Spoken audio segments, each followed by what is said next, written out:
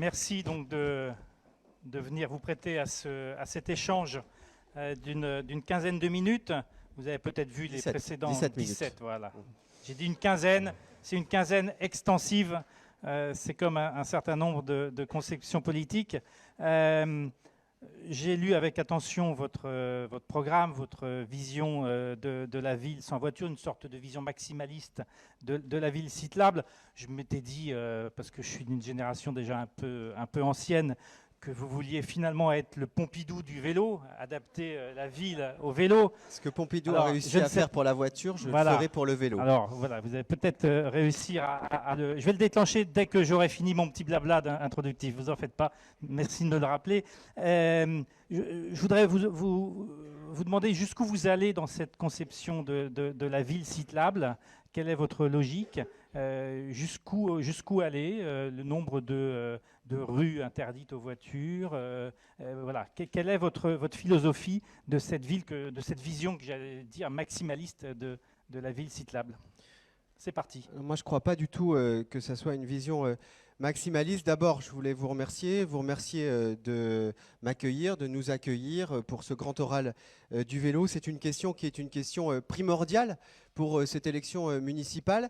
Et puis, c'est une question qui, pour un écologiste comme moi, et pour un usager du vélo aussi, pour moi, puisque là, je vais vous parler aussi avec ma casquette d'usager, eh bien, c'est une question qui est éminemment importante, éminemment cruciale. On a eu un certain nombre d'avancées. Moi, quand je suis arrivé à Paris au début des années 2000, en 2002, 2003, je faisais déjà du vélo avec mon VTT et j'ai souvenir qu'avec mon compagnon de l'époque, on mettait beaucoup de coups de pied c'est vrai, contre les voitures qui stationnaient sur les pistes cyclables, les rares pistes cyclables. Moi, j'utilisais beaucoup celle de la Villette. Et j'ai vu quand même, en quelques années, eh bien, la situation s'améliorer. Alors je suis très fier parce qu'elle s'est améliorée aussi parce que ça a été poussé par les écologistes avec un plan vélo qui a été voté et qui était d'ailleurs dans l'accord programmatique que nous avions en 2014. Et même s'il n'est réalisé aujourd'hui qu'à hauteur de 55 ou 56%, eh bien, il y a des améliorations qui sont des améliorations notables. Mais ces améliorations, elles sont insuffisantes. Elles sont insuffisantes parce que nous sommes encore trop souvent, nous, cyclistes, en situation de danger, et notamment sur les intersections, notamment sur les places. Moi, j'ai utilisé aujourd'hui mon vélo en préparant un petit peu mentalement ce que j'allais vous dire. Je me suis dit à quel moment, en fait, je me sens en insécurité. Devant Austerlitz, par exemple, ben oui, je me sens en insécurité à Austerlitz, à Châtelet, ou même en venant ici, à plusieurs moments et à plusieurs reprises, eh bien, avec Jérémy, avec qui j'étais, nous nous sommes dit, tiens, là, il y a un petit problème, parce qu'on ne savait plus du tout où aller, même si on connaissait le chemin. Donc j'en déduis que votre première priorité, c'est sécuriser les espaces existants. Exactement, c'est de sécuriser les espaces existants et même d'aller un peu plus loin. Parce que je pense qu'il faut penser le coup d'après. Parce qu'il y a un certain nombre d'améliorations, mais on le voit déjà, les pistes cyclables qui sont, aujourd'hui qu'on peut utiliser, eh bien, à plusieurs reprises et à plusieurs moments, eh bien, elles sont déjà saturées. Donc il faut aller plus loin. Ça répond à une demande. Non seulement ça répond à une nécessité vitale pour répondre à la question du plan climat, aux enjeux qui sont les enjeux climatiques et de transformation de la ville, mais aussi, là c'est très clair, il y a un désir de faire du vélo. Et ce désir de faire du vélo, eh bien, il se caractérise, et ce n'est pas uniquement un aspect contextuel lié aux grèves, mais il se caractérise par le fait que des pistes cyclables et les infrastructures qui ont été mises en service ces dernières années, eh bien, elles sont aujourd'hui déjà saturées. Donc l'idée, c'est quoi ? L'idée, c'est de faire des pistes cyclables, qui soient des pistes cyclables plus larges, le plus large possible, partout, dans toutes les rues de Paris. Les grandes avenues, bien entendu, mais aussi les rues qui sont des rues plus petites, sur lesquelles, oui, il va falloir faire des pistes cyclables et des aménagements qui ne soient pas juste des coups de peinture par terre, mais qui soient des pistes cyclables sécurisées. Parce que oui, la sécurisation des personnes, la sécurisation des cyclistes est une question primordiale pour pouvoir faire du vélo. Et ça nécessite quoi? Ça nécessite de changer la philosophie de la ville, de ne plus en faire une ville pompidolienne axée sur la voiture individuelle, mais d'en faire une ville écologiste, axée sur les piétons et axée sur les vélos. Oui, ça nécessite de réduire la circulation automobile. Oui, ça nécessite de réduire la circulation des 2 roues motorisées, parce qu'il faut avoir le courage de le dire. Il y a trop de 2 roues motorisées aujourd'hui à Paris, et ça met d'ailleurs en insécurité beaucoup les cyclistes que nous sommes. Donc voilà, moi je ne crois pas que ça soit une vision maximaliste. Je crois qu'aujourd'hui, au contraire, ça répond à la fois à une nécessité et ça répond à une volonté ou un désir en tout cas de nouvelles pratiques de mobilité de la part des Parisiennes et des Parisiens, mais aussi des métropolitains, mais je crois qu'on va pouvoir en parler. Pour bien évaluer votre ambition, les chiffres qui circulent en ce moment, par exemple de 60 000 places de stationnement supprimées, est-ce qu'ils vous conviennent? Comment vous vous situez? En d'autres termes, peut-être un peu plus politiciens, qu'est-ce qui vous différencie de la maire sortante? Alors qu'est-ce qui différencie la maire sortante des écologistes? C'est plutôt comme ça que je poserais la question. Puisque les 60 000 places ont été proposées par les écologistes dans le plan que j'ai présenté en novembre 2015. Oui, il faut récupérer de l'espace. Et moi, je suis très heureux que des candidats, des candidates reprennent un certain nombre de nos propositions. Il y a un besoin de reconfigurer l'espace public. Il faut reconquérir tout cet espace qui est aujourd'hui utilisé pour la voiture individuelle, et ça passe par, oui, la transformation de la moitié des places de stationnement en pistes cyclables, mais pas que, on peut aussi les utiliser pour d'autres choses. Ça passe, oui, par la réduction de la place de la voiture individuelle. C'est effectivement une logique non seulement que je partage, mais que je crois qu'on peut reconnaître aux écologistes d'en être, sans mauvais jeu de mots, les moteurs. Il n'y a pas que Paris, il y a aussi la petite ceinture, il y a l'échelle métropolitaine. Si on élargit, on ne va peut-être pas aller jusqu'aux franges de la région Île-de-France. Comment vous faites pour faire en sorte que, à la fois d'un point de vue infrastructure, Vélopolitain et RERV, et aussi du point de vue des aménagements et des usages, il y a une vraie politique au-delà de Paris pour convaincre ceux qui n'habitent pas à Paris intramuros aussi de se déplacer à Paris en vélo? C'est évidemment un des grands enjeux, puisque les 3/4 des déplacements au niveau de la métropole font de moins de 5 km, donc parfaitement adaptés à la pratique et à l'usage du vélo. Il y a une nécessité d'investir, et là je fais un peu de politique, mais pas de politique politicienne, de politique institutionnelle. Il y a un besoin d'investir de manière très forte la question métropolitaine. C'est là où on va répondre à un certain nombre de grands enjeux, et la question des déplacements, et la question du déploiement d'un Vélopolitain, d'un RERV, de faire que les portes aujourd'hui de Paris ne soient pas des fossés, mais redeviennent des ponts. Et je crois que le vélo peut participer à retisser du lien entre Paris et la petite couronne. Eh bien oui, il faut que nous portions des projets, nous politiques, des projets au niveau métropolitain. Et je ferai un certain nombre de propositions, puisque je fais partie d'une famille qui sera présente au niveau des élections municipales, dans toutes les municipalités de la métropole, et nous nous réunirons et nous ferons un certain nombre de propositions au niveau métropolitain, qui sera un peu notre plateforme pour la métropole du Grand Paris. Et dans cette plateforme pour la métropole du Grand Paris, je crois que je peux dire dès à présent qu'il y aura la question de l'aménagement des pistes cyclables, et notamment la question d'un déploiement d'un grand Vélopolitain.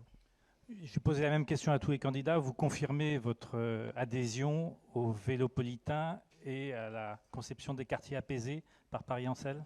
Alors oui, double oui, là-dessus évidemment, surtout que le Vélopolitain, beaucoup d'écologistes en étaient aussi à l'initiative, mais c'est une question qui est une question majeure et extrêmement importante si nous voulons développer le vélo de manière massive. Parce que l'idée, c'est d'en faire un moyen de déplacement qui soit un moyen de déplacement massif et non plus marginal. C'est là tout l'enjeu que nous avons. Et plus globalement, puisque vous parlez des quartiers apaisés, il y a une nécessité, et je crois que c'est un des grands enjeux, effectivement un enjeu difficile, mais qu'il faut pouvoir embrasser à bras-le-corps. Eh bien, c'est l'enjeu du plan de circulation à Paris, notamment en arrêtant les circulations de transit dans la capitale et en inventant un nouveau plan de déplacement, de façon, encore une fois, à sortir Paris de la voiture, à libérer, pour reprendre l'expression que j'avais utilisée, à libérer Paris de la voiture individuelle et des voitures inutiles pour en faire enfin une capitale qui soit une capitale adaptée la question des dérèglements climatiques en faisant enfin une capitale pour les piétons, pour les vélos et pour celles et ceux qui prennent les transports en commun. Si on se place du côté justement des Parisiens, et des Parisiennes et des Franciliens de petite couronne, des enquêtes vont bientôt sortir qui montreront que l'alternative à l'autosolisme, à la pratique de l'automobile individuelle, comme alternative à cette pratique, le vélo est assez plébiscité au même niveau que les transports en commun, mais qu'il y a des résistances, il y a des peurs, etc.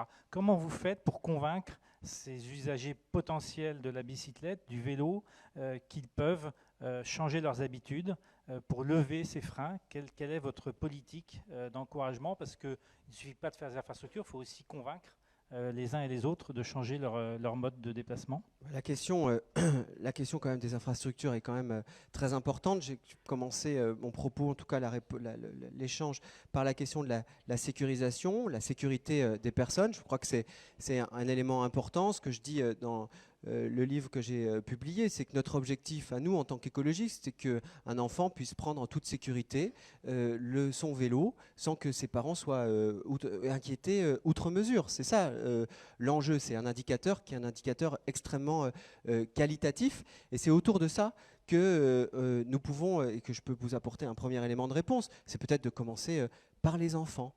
Oui, eh bien voilà un élément qui nous permet de passer cette révolution du vélo, c'est de faire que la génération climat, comme elle est annoncée parfois dans les médias, ben, ça soit aussi la génération vélo.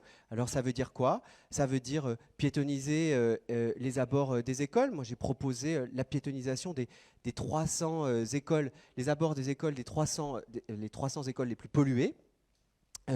Mais c'est aussi la nécessité, par exemple, de faire et de donner des cours de vélo, d'apprentissage du vélo pour les enfants. L'idée étant que tous les enfants qui sortent après le CM2 eh bien, sachent faire du vélo. C'est tout cet ensemble de politiques autour de l'enfant, autour des plus jeunes, pour encore une fois faire et former une génération vélo qui, je crois, peut être un élément incitatif fort. En tout cas, s'il est aussi fort que j'ai cette expression que j'ai en tête qui dit on a tous une Greta Thunberg à la maison. Alors moi, j'ai pas d'enfant, mais je suis moi-même un peu une Greta Thunberg. Mais on a tous une Greta Thunberg à la maison, prouve bien que si on va chercher en fait, les enfants, si on va chercher les plus jeunes, si on leur offre la possibilité, eh bien oui, de faire du vélo et de leur dire vous pouvez le faire en toute sécurité, je crois qu'on embarque l'ensemble de la population, qu'on embarque l'ensemble de la société. Est-ce qu'il faut une police municipale dédiée au respect du code de la route et des déplacements ou pas? Alors, il faut une brigade de sécurité et de tranquillité publique, ça tombe bien, c'est ce que je propose. Donc oui, c'est ça. Et évidemment qu'il y a une question de faire respecter les règles. Il y a une question de dire il faut un code, notamment un code de la rue, qu'on a proposé à plusieurs reprises dans ce mandat. Il faut le faire. Il faut, je crois aussi, et c'est un sujet déployé quand c'est nécessaire, la vidéoverbalisation, avec évidemment dans un cadre qui est un cadre sécurisé, notamment pour les données.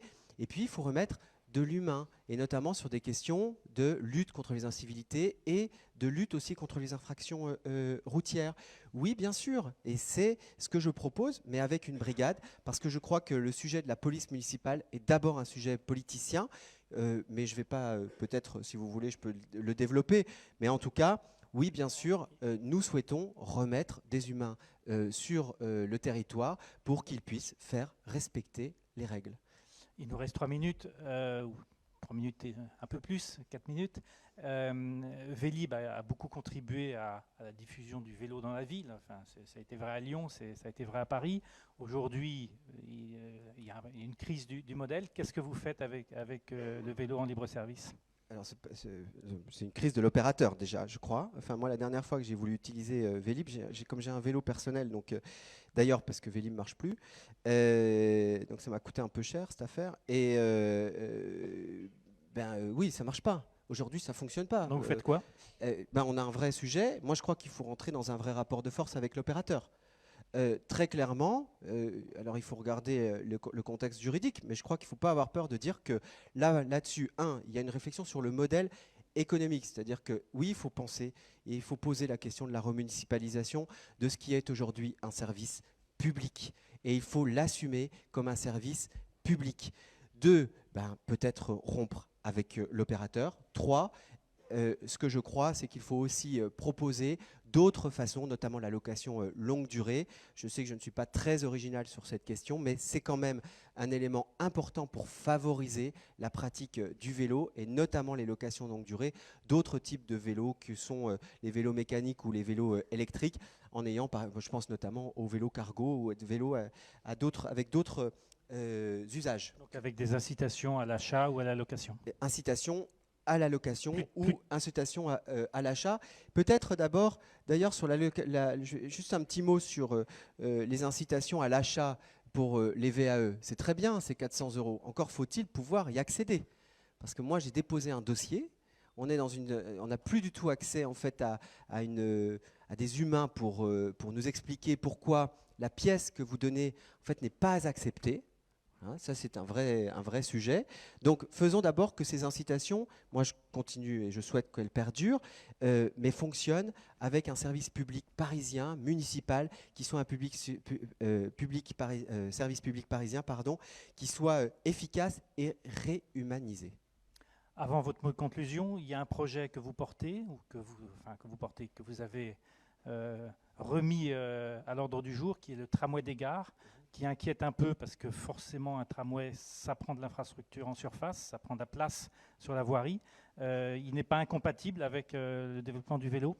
Non seulement il n'est pas incompatible avec le développement du vélo, mais en plus il permet un truc assez fou, l'intermodalité. C'est-à-dire qu'en fait, l'idée, c'est que nous l'avons pensé, en tout cas nous l'avons imaginé, comme pouvant, pour un cycliste par exemple, un cycliste pourra utiliser ce tramway en y mettant son vélo, et donc de pouvoir avoir une partie de son trajet en vélo, une partie de son trajet en tram et une partie de son trajet en vélo. Incroyable, je sais que ce n'est pas possible aujourd'hui avec le métro, mais les questions de l'intermodalité, là, c'est une question qui est une question extrêmement importante pour justement favoriser la pratique du vélo.